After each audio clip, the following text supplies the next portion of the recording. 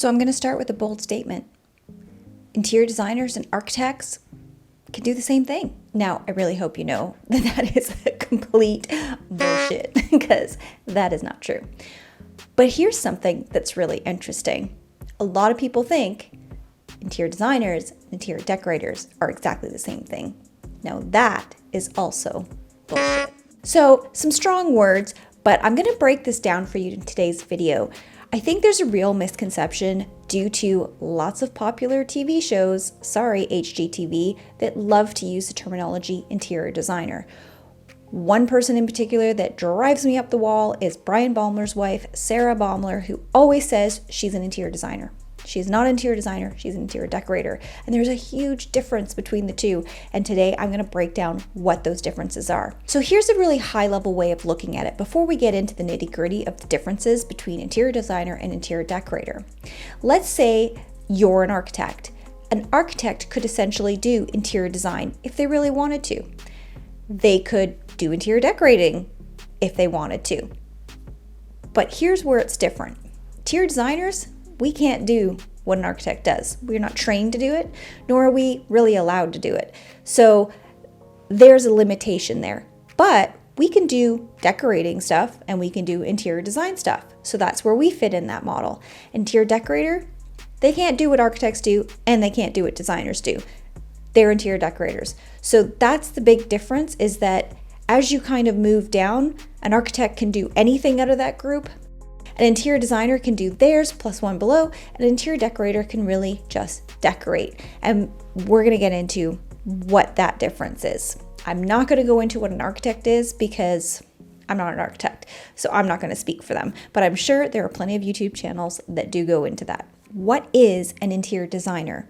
And interior designers are trained professionals who specialize in creating functional and aesthetically pleasing interior spaces.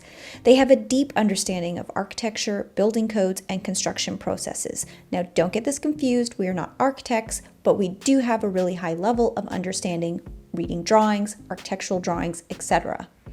On the other hand, interior decorators are focused on the aesthetics of the space, and they work to create a visually appealing space throughout the use of color, texture, and pattern. Now, this is where that overlap happens and where people get really confused about the difference of the two.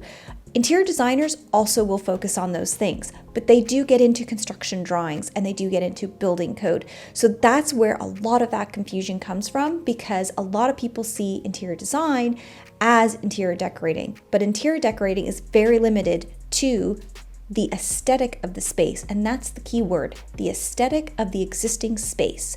Whereas an interior designer will get into the overall space and potentially renovating the interior space. So they might get into removing walls, changing where, say, a kitchen's located or toilets are located. They will get into that level of detail and knowledge. They'll get into ceiling details, RCPs, which is a reflected ceiling plan. They will even have to have knowledge and understanding of an HVAC system. They are not HVAC engineers, but neither are architects. We bring in other people for that. But you have to know enough to know where those other people come in. An interior decorator doesn't get into touching fixed elements, and that's the key phrase. An interior decorator works with the elements that are in the space that are existing.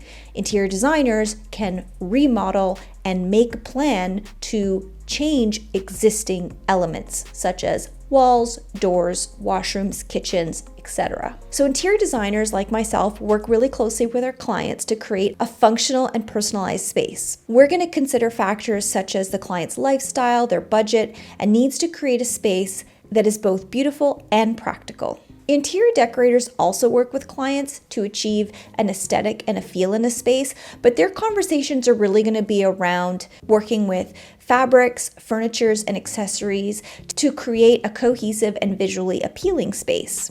Now, there is an overlap between interior design and interior decorating. And I think that's where it gets really muddy when we see stuff on, popular network television that uses that word so loosely. The reality is there is a distinct difference, and you really do need to know when you're interviewing somebody for, say, your own home renovation, which one they are. Some key questions you can ask if you're trying to figure out if they're an interior decorator or interior designer, but maybe have mislabeled themselves, is what organizations are they a part of? So in Canada, we have IDC, Interior Designers of Canada. We also have a RITO, which is a provincial. So here in Ontario, we have a RITO as a governing body. We also have other provincial bodies that will govern the profession in their provinces. If you're in the United States, you have IIDA, you have ACID, and then I do believe there might be some state governing, but I think it's all through IIDA. I'm not 100% sure. I'm not in the States, but there are governing bodies in the United States as well. And in some states, I believe it's Florida for sure, it is a practicing act. So in order to call yourself an interior designer, you will have had to have written your NCIDQ. That is something that I carry. My NCIDQ, which is a nationwide exam. It's in Canada and the US, and I believe in the UK as well, or another, there is somewhere else that it's a part of, I'm not 100% sure. But that is something that we do as in order to call ourselves a registered interior designer. And what that means is if somebody has their NCIDQ, not only are they an interior designer from education, they have done all of the hours that we need to work in order to write these exams, and then we've written 3 exams and passed them, and we are able to legally call ourselves a interior designer. So that is another big difference between the two. So if you're interviewing somebody, you can ask them if they have an NCIDQ, or you can even ask them if they're part of a professional organization. They might not have their NCIDQ yet, but they can still generally practice interior design, at least here where I am. So I hope that helped break down the difference between interior design and interior decorating. So now let's get into architects.